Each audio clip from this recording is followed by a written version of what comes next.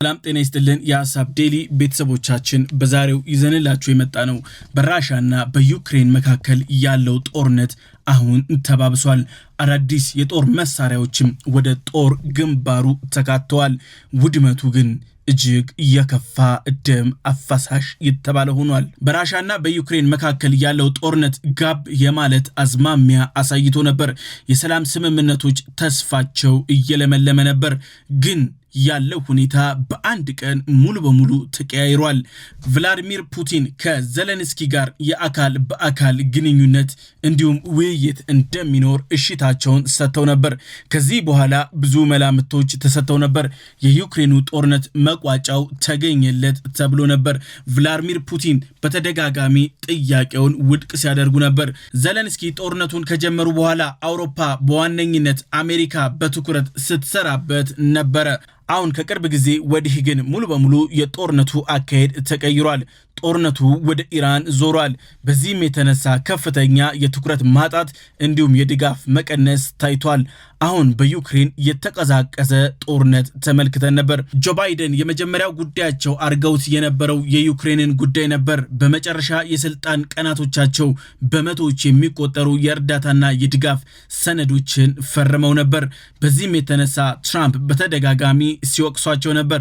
ዶናልድ ጄ ትራምፕ ወደ ኦቫል ኦፊስ ከገቡ በኋላ የመጀመሪያ ስራቸው የባይደንን ፊርማዎች ሙሉ በሙሉ ባሉበት ማስቆም ነበር።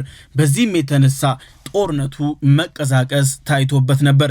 ልጃቸው ሃንተር ባይደን በዩክሬን ጦርነት ላይ ቢዝነስ ይሰራል ተብሎ በተደጋጋሚ በአሜሪካ መንግስት የውስጥ ጉዳይ ሆኖ ነበር። የሚዲያዎችም ትልቁ አጀንዳቸውም ጭምር ነበር። ትራምፕ የምርጫ ቀስቀሳቸው ላይ እንዳሉት ከሆነ ይህንን ጦርነት በ3 ቀናት ውስጥ አስቆመዋለሁ ብለው ነበር። ትራምፕ የተናገሩትን ግን ማስፈጸም ፍጹም አቅቷቸዋል። ጦርነቱን እንኳን በ3 ቀን በ3 ዓመትም ፍጹም የማይቻል ሆኗል። በአላስካ ከፑቲን ጋር መክረው ነበር። እሱም ሊሳካላቸው ፍጹም አልቻለም። በዚህም የተነሳ አሜሪካ ይህንን ጦርነት ማቆም ተስኗታል።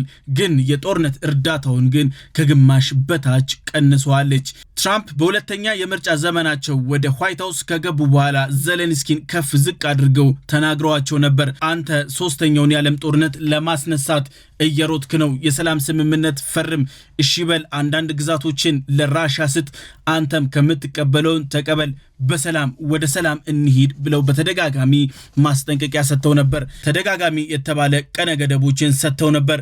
ግን በፍጹም ይህ ሊሳካላቸው አልቻለም። ትራምፕ በዚህም የተነሳ ተስፋ ቆርጠዋል። ወደ ዩክሬን መመልከታቸውን አቁመዋል። እኛ ጦርነታችን አይደለም ያን ያክል አያስጨንቀንም ወደ ማለትም ሄደዋል። ዩክሬን በኔቶ እና በአውሮፓ የማያቋርጥ ድጋፍ ተከትሎ ራሻን ተከላክሎ ነበር። ታላቋ ራሻ ግዙፉ ጦር ቀጥ አድርገው አስቁመውት ነበር። ዩክሬን በብቻዋ በራሷ አቅም ይህንን ማድረግ ፈጽማ አትችልም። ኔቶ በሰፊው እዚህ ላይ ጥቅም ሰጥቷል። ዩክሬን በድሮንና በሮቦቲክስ አዲስ ድል እያስመዘገበች ነው። የራሻ ጦር ፈተና የሆኑ ትናንሽ የዩክሬን ድሮኖች ናቸው። እነዚህ ድሮኖች ለራሻ ወታደሮች ራስ ምታት ሆነዋል። አብዛኛው መንገዶቻቸውን አስቁመዋል። እንዲሁም በድንበር አካባቢ የሚታዩት የሸረሪት ድር የመሰሉት የፋይበር ኦፕቲክስ ኬብሎች በሰፊው ዩክሬን ትጠቀምበታለች። ድሮኖቹ ኔትወርካቸው ጃም እንዳይደረግ ሲባል በኬብል የሚጓዙ አዳዲስ ድሮኖች ታይተው ነበር። ግን ይህም ቢሆን አሁን ላይ ጦርነቱ ሙሉ በሙሉ ተቀይሯል። በዚህ ሲስተም ዩክሬን ለረጅም ጊዜ መዋጋት ችላ ነበር። አሁን ግን ፍጹም ተስፋ ተሟጧል። ዩክሬን አዲስ ያለችውን ጥቃት በራሻ ላይ አድርሳ ነበር። ራሻ የሰጠችው ምላሽ ግን እጅግ የከፋ ተብሏል። የራሻ የአጸፋ ምላሽን የአየር ድብደባ ተከትሎ ዩክሬን ከ100 ሰዎች በላይ ተጎድተውባታል፣ ከ4 ሰዎች በላይ ሞተውባታል። ራሻ በዚህ አጸፋ ጥቃት ኒውክሌር መታጠቅ የሚችሉ እጅግ ዘመናዊ የተባሉ ሚሳኤሎችን ተጠቅማለች። ዩክሬን ለተባበሩት የጸጥታው ምክር ቤት አቤቱታዋን አስገብታለች። አስቸኳይ ስብሰባ እንዲጠራም ተማጽናለች። Ukraine is calling for an emergency meeting of the UN Security Council after massive Russian airstrikes. Russia has confirmed it used the nuclear-capable Oreshnik missile during the latest overnight assault. ራሻ ጥቃቱን የፈጸምኩት አጸፋ ነው፣ ድንበሬን ጥሰው ለገቡት ድሮኖች አጸፋ ነው የሰጠውት ብላ ተናግራለች። ዘለንስኪ ጥቃቱ እጅግ የከፋ ተመጣጣኝ ያልሆነ አውዳሚ ብለውታል። 3 የራሻ ሚሳኤሎች የውሃ አቅርቦት ላይ ግዙፍ የተባለ ውድመት አድርሷል። ተቋሙ አሁን ስራ መስራት ተስኖታል። የከተማው አብዛኛው ክፍል የውሃ አቅርቦት ጥያቄ ውስጥ ወድቋል። የውሃ እጥረት አጋጥሟል። የገበያ ቦታዎች በደርዘን የሚቆጠሩ መኖሪያ ቤቶች እንዲሁም ትምህርት ቤቶች ኢላማ ተደርገዋል ብለው ከሰዋል። 3 Russian missiles against a water supply facility, a market burned down, dozens of residential buildings damaged, several ordinary schools, and he launched his Oreshnik against Bila Tserkva. They are genuinely deranged. የዩክሬን ባለስልጣናት እንዳሉት ከሆነ በአንድ ሌሊት በተፈጸመው ጥቃት ውስጥ ከ600 በላይ ድሮኖች አገልግሎት ላይ ውለዋል። ኬቭ ሙሉ በሙሉ ወድማለች በሚባል ደረጃ ላይ ደርሳለች። ጥቃቱ ብዙ መሰረተ ልማቶችን አውድሟል። የዩክሬንን የውጭ ጉዳይ ሚኒስቴር ህንጻ በከፊል አውድሟል። የሌሊቱ ጥቃት በወታደራዊ ማዕከላት፣ የአየር ማብረሪያ ማዕከላት ላይ ያነጣጠረ ነው ብላለች ራሽያ። ዘለንስኪ እንዳሉት ከሆነ በጥቃቱ ከ90 በላይ ሚሳኤሎች ጥቅም ላይ ውለዋል። የተለያዩ ዝርያ ያላቸው ሚሳኤሎች ዩክሬን ላይ ዘንበዋል። አብዛኞቹ ባላስቲክ ሚሳኤል ናቸው። ከ36600 በላይ ድሮኖች ተሳታፊ ሆነዋል። በዚህ ጦርነት ኬቭ ወድማለች፣ ዋና ኢላማም ነበረች ብለው ተናግረዋል። It was a heavy strike, 90 missiles of various types, many of them ballistic, 36, 600 drones. Unfortunately, not all of the ballistic missiles were shot down. The greatest destruction is in Kyiv, and Kyiv was the main target of this Russian attack. Putin can no longer even pronounce the word hurrah properly. He just mumbles, and yet he is still defeating residential buildings with his missiles. ራሻ የቀጣይ ትውልድ የተባሉትን ሚሳኤሎች አሁን መጠቀም ጀምራለች። እነዚህ የራሻ ሮኬቶች ለሶስተኛ ጊዜ ጥቅም ላይ ውለዋል። ወይንም ወታደራዊ ኤክስፐርቶቹ እንደሚሉት ከሆነ ሙከራ ተደርጓል እንደማለትም ጭምር ነው። የራሻ ሮኬቶች አሁን ላይ ጥቅም ላይ እየዋለቻቸው ያሉት በፍጹም መመከት የማይቻል እንዲሁም ከድምፅ 5 እጥፍ በላይ መጓዝ የሚችሉ ናቸው።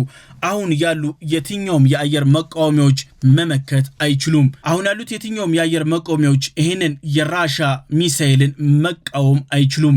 በፍጹም ካሰቡት በላይ እጅግ ፈጣን የተባለ ነው።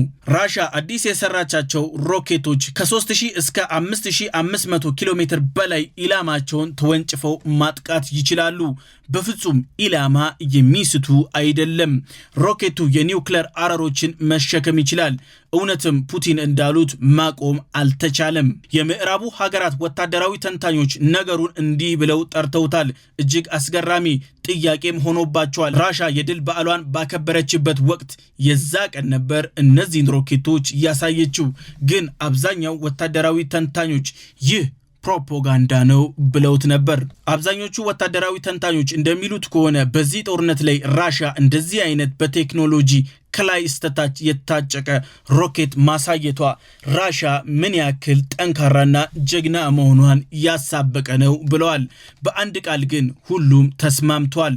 ማቆም አይቻልም የሚለው ላይ ቭላድሚር ፑቲን እንዳሉት ከሆነ ስቴት ኦፍ ዘ አርት ብለው ጠርተውታል ሚሳኤሉ እጅግ ጀብደኛ ነው። አንድም ኢላማ በፍጹም የሚስት አይደለም። አሁን በራሻ እጅ የታዩት የራሻ ሚሳኤሎች እጅግ ዘመናዊ የተባሉ ናቸው። ከ3 በላይ ዘመናዊ የተባሉ ሚሳኤሎች የሚታጠቁትን ቴክኖሎጂ አንዱ ብቻውን በብቸኝነት ታጥቁታል። በዚህም የተነሳ እነዚህ ሮኬቶች በስፋት የሚመረቱ ከሆነ የዩክሬን ጦርነት በአጭር ጊዜ ሊቋጭ ይችላል።